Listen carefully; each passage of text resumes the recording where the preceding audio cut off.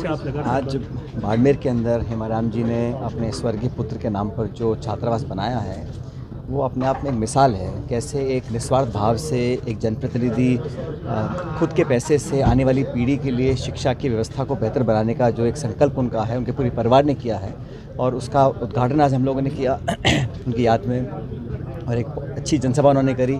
तो क्षेत्र के लोगों का, इलाके के लोगों का, ज़िले भर के लोगों का उनसे बहुत एक भावनात्मक जुड़ाव है और जिस प्रकार आज जनसभा में लोगों के जो भाव प्रकट हुए, जो उनकी बातें सामने आईं, उससे देखकर लगता है कि हेमाराम जी का और इस पूरे मारवाड़ का जो एक संबंध है वो अटूट है और बहुत लंबे समय तक वो इस इलाके की सेवा करते रहेंगे। सर, यहाँ तेल निकला, लोग कह रहे थे कि दुबई बन जाएगा, लेकिन लोकल लोगों को आज भी रोजगार के लिए तरसना मैंने तो कहा भाई देश में ऐसी कई जगह हैं जहाँ रेगिस्तान के इलाके थे, जहाँ पर खनिज और तेल निकलने के बाद पूरा कायापलट हो गया।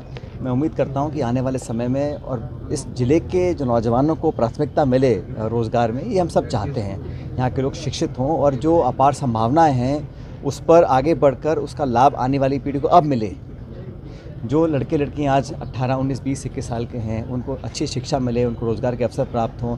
और मैंने बार बार कहा कि जो इशू है समाज में करप्शन का, उसके खिलाफ हम सबको मिलकर एकजुटता से मुकाबला करना पड़ेगा, क्योंकि ये दीमक की तरह पूरे समाज और देश प्रदेश को खा रहा है। आप अभी आलोक आश्रम में आए थे सर, किस तरीके से शिक्षा को लेकर जो एक अलग जगह है और यहाँ आपने काफ़ी बातचीत भी की, क्या लगा सर? देखिए, सरकार के साथ साथ जो गैर सरकारी संस्थाएँ हैं, जो अलग अलग समाज के 3600 बरादरी के जो प्रबुद्ध लोग हैं, वो लोग कैसे शिक्षा को गांव तक, ढाणी तक लेकर जा रहे हैं और जीवन को बेहतर बनाने के लिए एक ही वरदान है। मैंने अपने भाषण में भी कहा कि किसानी और पढ़ाई ये दो साधन हैं कमाई के।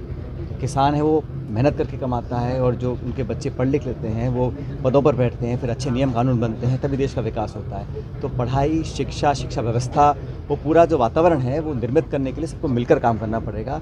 और बार बार मैं जोर देता हूँ कि आने वाली जो नई पीढ़ी है उसकी प्रतिभाओं को सही जगह, प्लेटफॉर्म मिले, ये हम सबकी जिम्मेदारी है। जिनको मेडल मिला है वो दिल्ली में धरने पे बैठे हैं। मैंने कहा मेरा दिल दुखता है जब नौजवानों के साथ उत्पीड़न होता है। जो पहलवान धरने पर बैठे थे दिनों तक, वो उस पर कार्रवाई सरकार कतरा रही करने में, जब पूरे देश के लोग चाहते हैं जो हमारे लिए मेडल जीत कर आए हैं अंतर्राष्ट्रीय स्तर पर, ऐसे खिलाड़ी जिनका नाम रोशन हुआ देश का उनकी वजह से, आज वो न्याय की गुहार लगा रहे हैं और सरकार संकोच कर रही है काम करने में। तो ये तो उनकी जिद का प्रतीक है।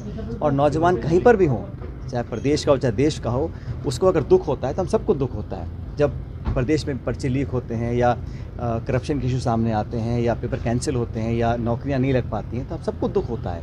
तो हमको व्यवस्था सुधारने के लिए सबको मिलकर काम करना। देश के प्रधानमंत्री मोदी जी सीधे तौर पर कह रहे हैं कि कांग्रेस आतंकवाद जैसे लोगों को सपोर्ट करती है। कल अपने भाषण तो मुझे लगता है कि वो कुछ भी कह ले, कर्नाटक में बहुत अच्छे बहुमत के साथ हमारी पार्टी की सरकार बनेगी और वहाँ पर भी इशू क्या है, वहाँ पर भी इशू करप्शन का है ना।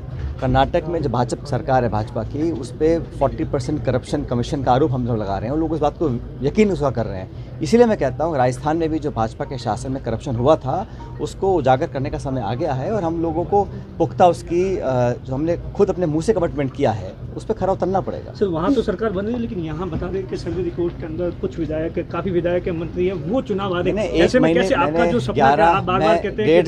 मैंने 1.5 साल से चिट्ठियाँ लिखी थी और उस समय के कार्यकाल में जो घपले आरोप हमने लगाए थे उस पर पुख्ता कार्रवाई के लिए मैंने आग्रह किया था। उसके बाद मैंने एक दिन का अनशन भी किया जयपुर के अंदर 11 अप्रैल को। बार बार मैं आग्रह कर रहा हूँ कि इस पर कठोर कार्रवाई करें ताकि लोगों के मन में विश्वास रहे कि हम जो कहते हैं कर दिखाते हैं। और मैंने कभी नहीं कहा कि कोई मिलीभगत है।